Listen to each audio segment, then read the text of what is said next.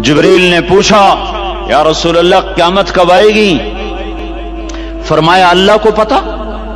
जिब्रील ने अर्ज की, या रसूल अल्लाह कोई निशानी बता दें, कोई निशानी बता दें। तो आपने फरमाया जब तुम देखो औलादें माँ बाप के साथ नौकर की तरह बात करती हैं, जब औलादें माँ को नौकर की तरह डांटती हैं, तो तुम समझना कि क़यामत के नक्कारे पे चोट पड़ने वाली है। मेरे एक लफ्ज के इजाफे के साथ जब तुम देखो कि इस्लामाबाद के नौजवान अपनी माँ को जलील कर रहे हैं, बाप का गिरबान पकड़ रहे हैं, बाप का हाल तक नहीं पूछते, वो हाय करता है, ये हू करते हैं, माँ तड़पती है, ये हंसते हैं, इनको यारों से फुर्सत नहीं, इनको केबल और टीवी से फुर्सत नहीं है, और माँ बुढ़ापे में कसक रही है, और बुढ़ापे में वो तड़प रही है, और बाप की हाय है। जब इस्लामाबाद के नौजवान अपने माँ बाप से नौकर जैसा सलूक करेंगे तो क़यामत के नक्कारे पर चोट पड़ जाएगी। मेरे नबी ने यही नहीं कहा। जब हुक्मरान शराबी और जानी हो जाएंगे, और जब फौज वाले बदयानत हो जाएंगे, और जब पुलिस वाले रिश्वत लेने वाले बन जाएंगे, और जब अफसरान वो बदयानत हो जाएंगे, नहीं, कब क़यामत आएगी? कब क़यामत आएगी?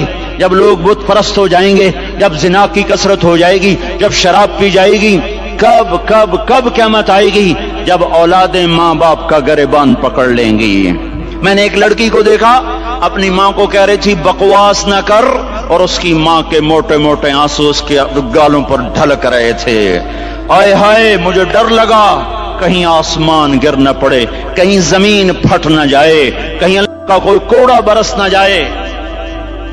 हमारा दुस्तूर हो चुका है हर गुनाह हुकूमत के खाते में, हर बुराई हुकूमत के खाते में। कभी अपने भी तो बटन खोल के देखो, कभी अपने भी।